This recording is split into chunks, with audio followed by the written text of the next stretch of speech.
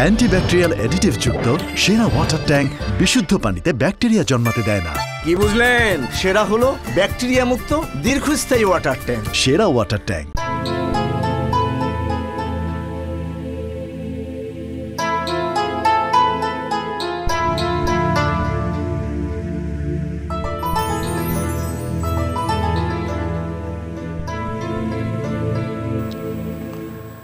আসসালামু আলাইকুম ওয়া রাহমাতুল্লাহি ওয়া বারাকাতুহু নাহমাদুহু ওয়া নুসাল্লি আলা রাসূলিহিল কারীম আম্মা বাদ।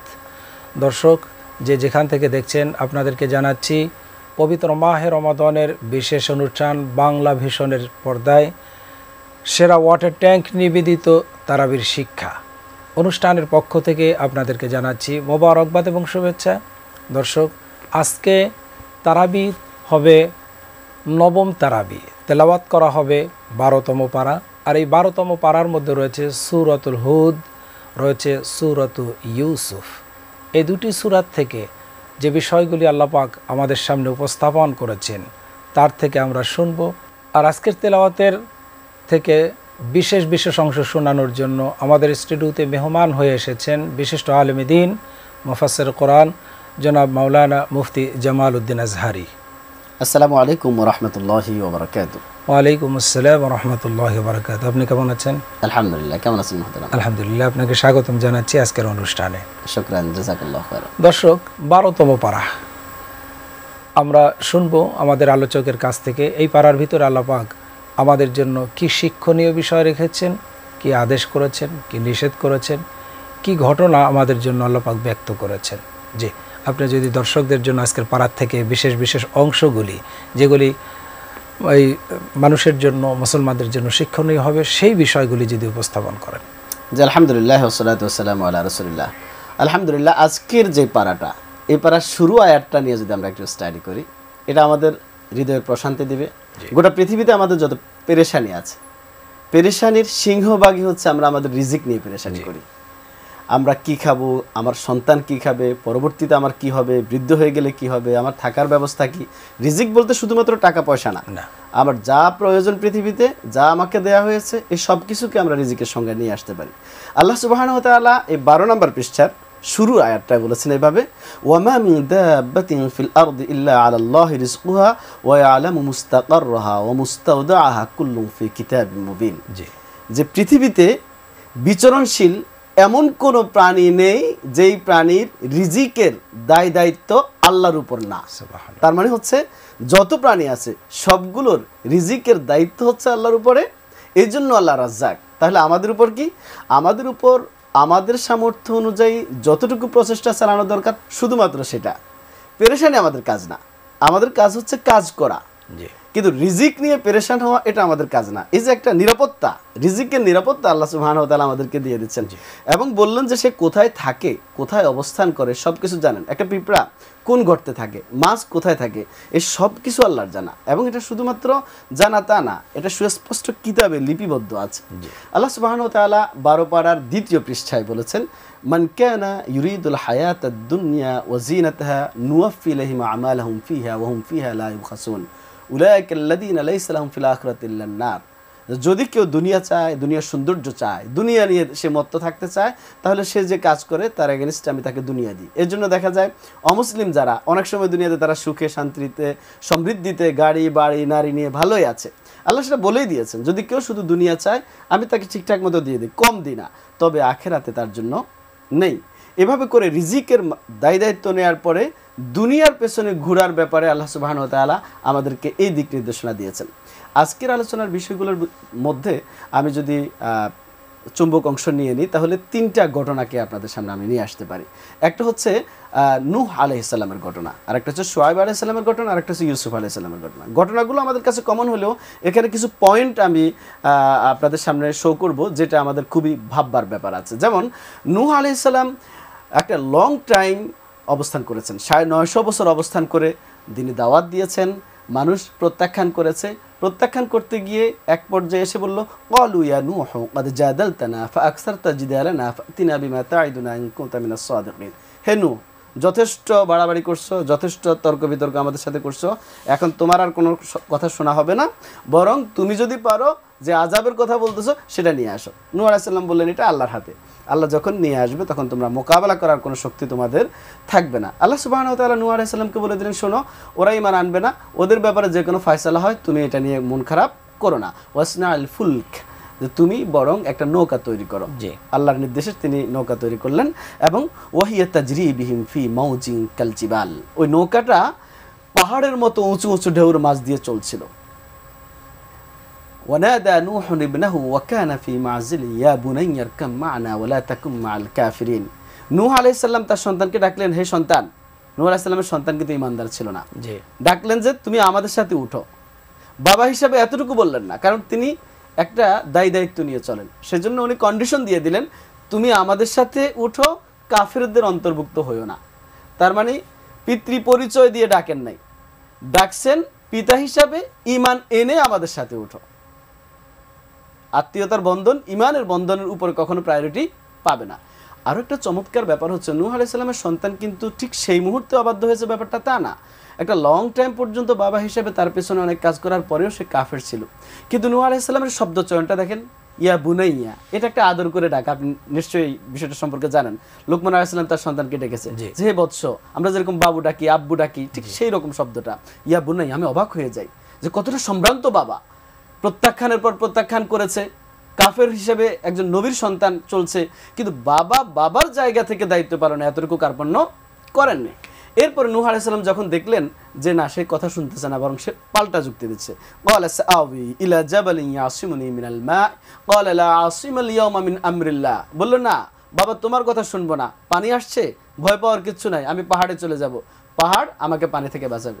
নূহ আলাইহিস সালাম বললেন না, আল্লাহর নির্দেশ আসলে আর কোনো শক্তি তোমাকে বাঁচানোর কোনো সুযোগ নেই। এর মাঝেই একটা মাউজ এসে, একটা ঢেউ এসে তাদেরকে আড়াল করে দিল এবং সন্তান ডুবে গেল। কিন্তু বাবা হিসাবে আরেকটা দোয়া তিনি করেছিলেন, ওয়ানাদা নূহু রাব্বাহু ফাকালা রাব্বি ইন্না ইবনি মিন আহলি ওয়া ইন্না ওয়া'দাকাল হক ওয়া আনতা আহকামুল হাকিমিন। রবকে ডাকলেন, হে রব, ছেলেটা তো আমার পরিবারের সদস্য, আর আপনার ওয়াদা তো বাস্তবায়ন হবে, আর আপনি তো আহকামুল হাকিমিন। সরাসরি বলেন নাই যে তাকে বাঁচিয়ে দেন, এ বলার অধিকার তার নেই, কিন্তু তিনি বলেছেন আপনি তো আহকামুল হাকিমিন, আর ও তো আমার সন্তান। মানে কষ্ট হচ্ছে বিষয়টা, জাস্ট আল্লাহকে বললেন। আল্লাহ বিষয়টাকে এভাবে না বলে আরেকভাবে তাকে বুঝিয়ে দিয়েছেন, ক্বালা ইয়া নূহ ইন্নাহু লাইসা মিন আহলিক। হে নূহ, সে তোমার আহাল না, যদিও তোমার গর্ভ সন্তান তোমার ফ্যামিলিতে হয়েছে, কিন্তু ইন্নাহু আমালুন গায়রু সালিহ, তার আমলটা ভালো না। এজন্য সে, এই যে তুমি যে দাবি করছো তোমার ফ্যামিলির সদস্য, সে কিন্তু সত্যিকার অর্থে তোমার ফ্যামিলির সদস্যের মর্যাদা থাকার সুযোগ তার নেই, যে তুমি এই কথা বলে তুমি তাদেরকে ডাকবে। এখান থেকে আমাদের অনেক কিছু বিষয় শেখার আছে। বাবা হিসাবে ভূমিকা কেমন হবে, সন্তানদেরকে সন্তান হিসাবেই ডাকবে, নাকি ইমানের দাবিতে, ইমানের কন্ডিশন দিয়ে ডাকবে। আবার আল্লাহর কাছে দোয়া করলে আল্লাহ সেই বিষয়টা কীভাবে নিচ্ছেন সেটা দেখে নূহ আলাইহিস সালাম পরে বললেন, আল্লাহ আমার দরকার নাই, সন্তানের দরকার, আমাকে ক্ষমা করুন, আমি এমন জিনিস থেকে বাঁচতে চাই যেটা আমি অজ্ঞতার জন্য করেছি, যে ব্যাপারে আমার জ্ঞান নাই। 10 পৃষ্ঠায় আল্লাহ সুবহানাহু ওয়া তাআলা শুআয়ব আলাইহিস সালামের বিষয়টা কোড করেছেন। এর আগে আরো 2 নবীর কথা গেছে। জি, আমরা 3 জন কোড করব আমাদের সময় সীমাবদ্ধতার কারণে। 10 পৃষ্ঠায় আমাদের শুআয়ব আলাইহিস সালামের কথা এসেছে, ওয়া ইলা মাদিয়ানা আখাহুম শুআয়বা ক্বালা ইয়া কওমি আবুদুল্লাহ মা লাকুম মিন ইলাহিন গায়রু ওয়া লা তানকুসুল মিকিয়াল ওয়াল মিজান। শুআয়ব আলাইহিস সালামকে মাদিয়ান শহরে পাঠিয়েছেন। আর মজার ব্যাপার হচ্ছে, প্রত্যেকটা নবী একটা দাওয়াত দিয়েছেন, সেটা হচ্ছে ওয়াবুদুল্লাহ, আল্লাহর ইবাদত করো। যত নবীর ঘটনা আপনি পাবেন কোরআনে, সব নবীর বক্তব্য এটা ছিল ওয়াবুদুল্লাহ। এর একটা কারণ আমি খুঁজে পেয়েছি, সেটা হচ্ছে আমাদের জীবনের সময়ের যে মূল্য, এই মূল্য মানে যে অমূল্য সময়, এই অমূল্য সময়ের বিনিময় ঈমান ভিত্তিক ইবাদত ছাড়া আর কিছু হতে পারে না।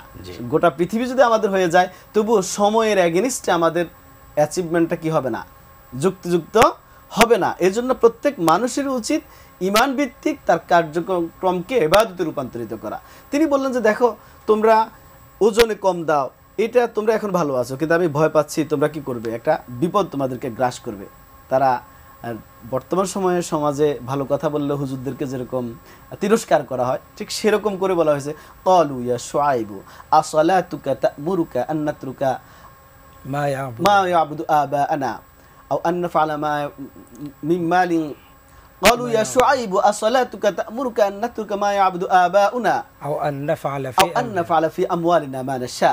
যে হে শুআইব, তোমার নামাজ কি তোমাকে এটা শেখাচ্ছে যে আমরা আমাদের বাপ দাদা যা ইবাদত করতে সেটা ছেড়ে দেব, আর আমাদের সম্পদ আমরা যা খুশি তা করতে পারবো না? দেখেন তাদের যুক্তিটা, দেখেন তাদের একটা যুক্তিও টিকে না।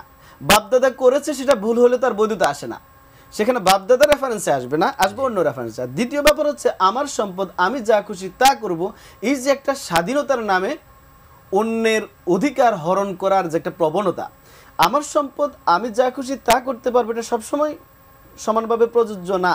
কেন প্রযোজ্য না? কারণ হচ্ছে আমার সম্পদ আমি যখন আপনাকে দিচ্ছি তখন তো ওজন কম দিতে পারি না। এই অধিকারটা শুধু আমার সাথে সম্পৃক্ত না, এটা আমাদের উভয়ের সাথে সম্পৃক্ত হয়ে যাচ্ছে। অ্যান্টিব্যাকটেরিয়াল অ্যাডিটিভ যুক্ত সেরা ওয়াটার ট্যাঙ্ক বিশুদ্ধ পানিতে ব্যাকটেরিয়া জন্মাতে দেয় না। কি বুঝলেন? সেরা হলো ব্যাকটেরিয়া মুক্ত দীর্ঘস্থায়ী ওয়াটার ট্যাঙ্ক। সেরা ওয়াটার ট্যাঙ্ক। 12তম পারার 10 পৃষ্ঠার মধ্যে শোয়েব আলাইহিস সালামের ঘটনা নিয়ে আমরা কথা বলছি। আল্লাহ সুবহানাহু ওয়া তাআলা যে বিষয়টা কোড করেছেন সেটা হচ্ছে শোয়েব আলাইহিস সালামের যৌক্তিক উপস্থাপনটাকে তারা প্রত্যাখ্যান করে তারা কি বলল, যে আমরা আমাদের সম্পদে যা ইচ্ছা তাই করতে পারবো, অর্থাৎ সম্পদের স্বাধীনতা তারা চায়। অর্থাৎ এই স্বাধীনতা যখন অন্যের অধিকারের সাথে সম্পৃক্ত হয়ে যায় তখন আর এই স্বাধীনতা থাকে না, তখন সুনির্দিষ্ট নীতির অধীনে আমাদের চলতে হয়, কারণ তখন আমার সাথে আপনার লেনদেন হচ্ছে। আল্লাহ সুবহানাহু ওয়া তাআলা বললেন তাদের এই সকল প্রত্যাখ্যানের বিনিময়ে খুব বেশি কিছু লাগে নাই, একটা বজ্রাঘাতে একটা আওয়াজে তাদেরকে আল্লাহ সুবহানাহু ওয়া তাআলা ধ্বংস করে দিয়েছেন। এরপরে ইউসুফ আলাইহিস সালামের ঘটনা, এই ঘটনাটা যদিও কমন হয়, এখানে কয়েকটা পয়েন্ট আছে খুব ভালোভাবে চিন্তা করার বিষয় আছে। একটা বিষয় হচ্ছে ইউসুফ আলাইহিস সালাম যখন তার বাবার কাছে তার স্বপ্নের কথা বললেন, তিনি উত্তর দিলেন ক্বালা ইয়া বুনাইয়া লা তাকসুস রুয়াকা আলা ইখওয়াতিকা ফায়াকিদু লাকা কাইদা ইন্নাশ শাইতানা লিল ইনসানি আদুউম মুবিন। হে সন্তান, তুমি তোমার এই স্বপ্নের কথা তোমার ভাইদেরকে বলবে না। এখানে বাবা হিসাবে ভাইদের মাঝে আলাদা করে দেওয়া হয়েছে, অর্থাৎ ভালো সন্তান আর খারাপ সন্তান।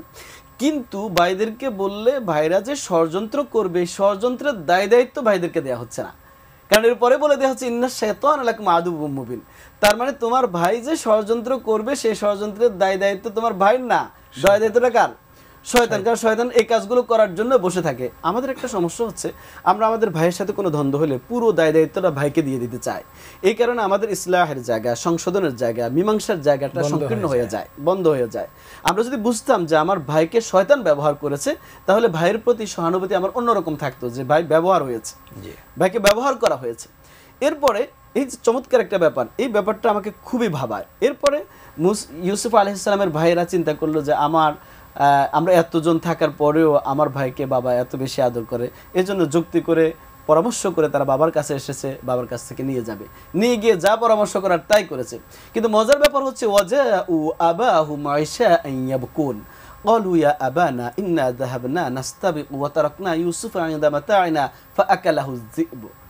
তারা ঈশার সময় কাঁদতে কাঁদতে আসলো। অর্থাৎ অপরাধীরা যে নাটক সাজায়, সেই নাটকের একটা চিত্র ইউসুফ আলাইহিস সালামের এই ঘটনার মধ্যে আল্লাহ সুবহানাহু ওয়া তাআলা সূরা ইউসুফ আমাদেরকে কোড করেছেন, আমরা যাতে বুঝতে পারি। অনেক সময় অপরাধীরা এত বেশি আগ্রহ, এত বেশি প্রমাণ উপস্থাপন করতে চায়, যেটা আমরা হয়তো কি হয়ে যাই, আমরা ধোকায় পড়ে যাই। এজন্য আল্লাহ সুবহানাহু ওয়া তাআলা এখানে কোড করেছেন। এবং শুধু সেটা না, দামুন কাযিব নিয়ে আসছে, অর্থাৎ একটা মিথ্যা রক্তকে লাগিয়ে আনছে যাতে করে বাবাকে এটা বোঝানো যায় যে এটা বাঘে খেয়েছে। মজার ব্যাপার হচ্ছে এখানে বাবা খুব বেশি বার্গেনিং করে নাই, বাবা বুঝতে পেরেছে, বাবার বক্তব্য থেকে বোঝা গেছে যে এখানে কোনো ষড়যন্ত্র হয়েছে, কিন্তু তিনি বলেছেন ফাসবরুন জামিল, তিনি ধৈর্য ধরেছেন। কারণ বাবা হিসেবে যদি সন্তানের উপর যে কোনো বিষয়ে অস্পষ্টতার উপরেও আপনি যদি চাপিয়ে দেন, তাহলে আসলে সন্তানরা ফ্যামিলির যে বন্ধন এটা আর পাবে না। এরপরে আল্লাহ সুবহানাহু ওয়া তাআলা ইউসুফ আলাইহিস সালামের যেখানে মেরে ফেলার কথা, যেখানে হারিয়ে যাওয়ার কথা, সেখান থেকে রাজা দরবারে নিয়ে গেছেন। এটা স্বাভাবিকভাবে এক কিনে এনে সন্তানের মর্যাদা দেয়া মনে হয় যেন ইউসুফ আলাইহিস সালামের কষ্টের দিন শেষ এবং তিনি একটা লেভেলে চলে গেছেন। ইমানদারদের এই বিষয়টা খুবই একটা গুরুত্বপূর্ণ ব্যাপার। যখনই মনে হবে কষ্ট শেষ হয়ে সুখের দিন আসছে, তখনই আরও এর চেয়ে বড় পরীক্ষার সম্ভাবনা থেকে যায়। ইউসুফ আলাইহিস সালাম রাজদরবারে থেকে সেখানে পড়ছে আরও বড় বিপদে। কেন বিপদ?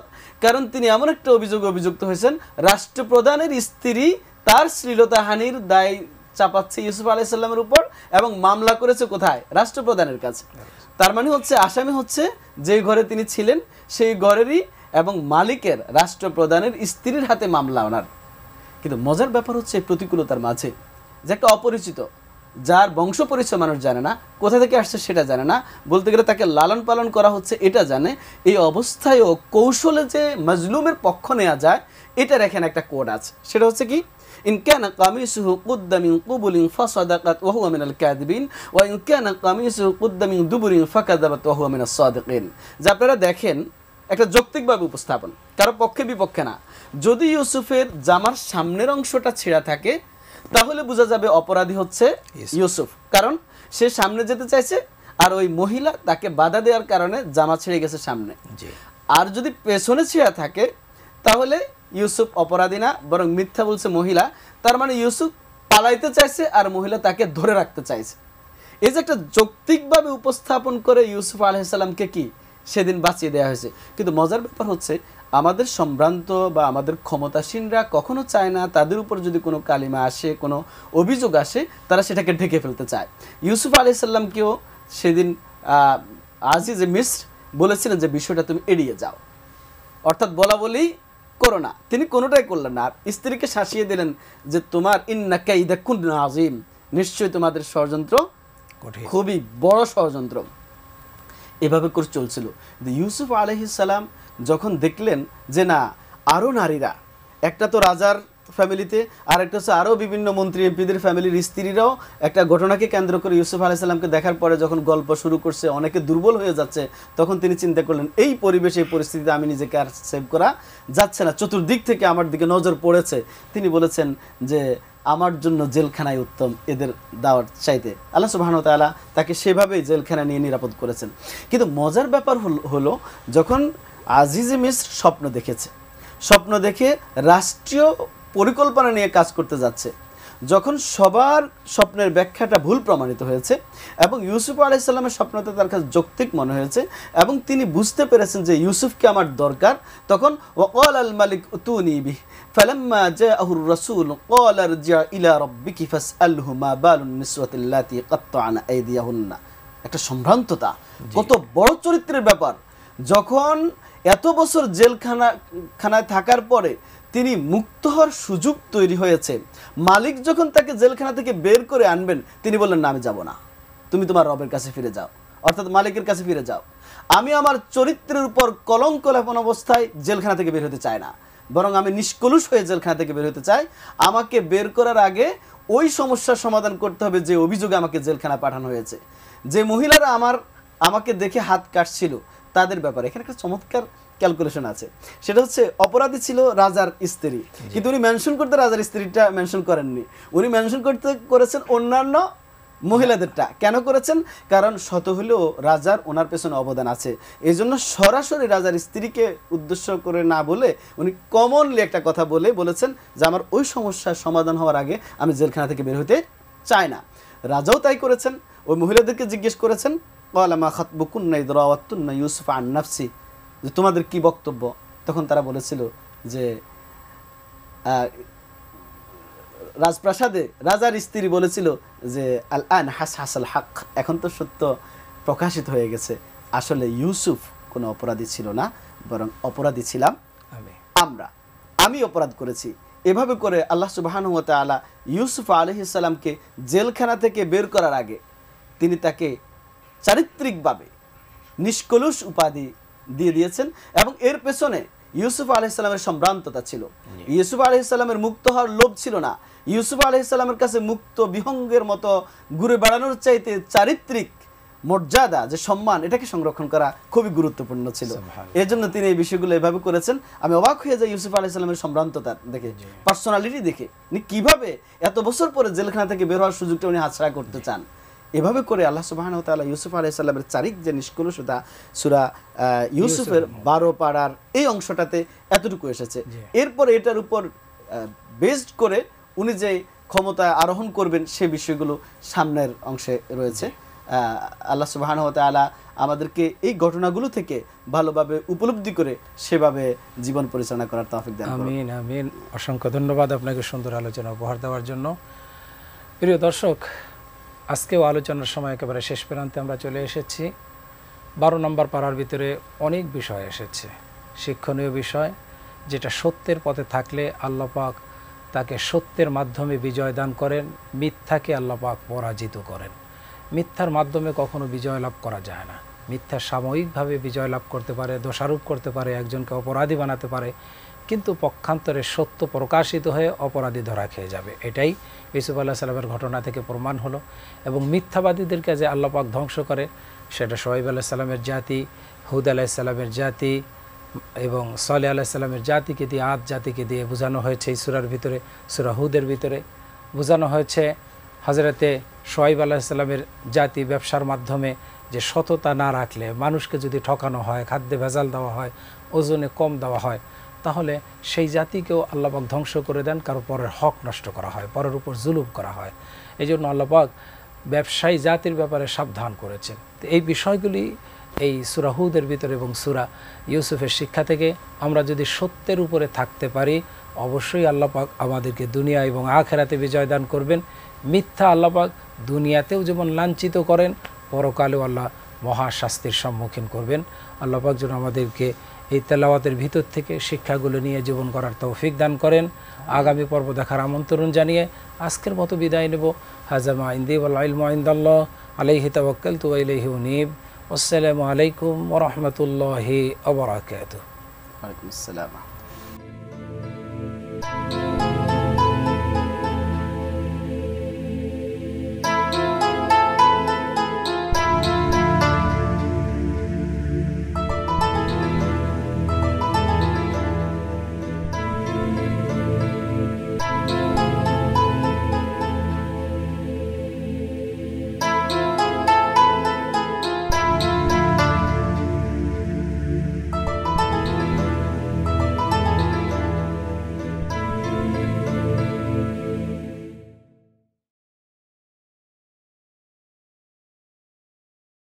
অ্যান্টিব্যাকটেরিয়াল অ্যাডিটিভ যুক্ত সেরা ওয়াটার ট্যাঙ্ক বিশুদ্ধ পানিতে ব্যাকটেরিয়া জন্মাতে দেয় না। কি বুঝলেন? সেরা হলো ব্যাকটেরিয়া মুক্ত দীর্ঘস্থায়ী ওয়াটার ট্যাঙ্ক। সেরা ওয়াটার ট্যাঙ্ক।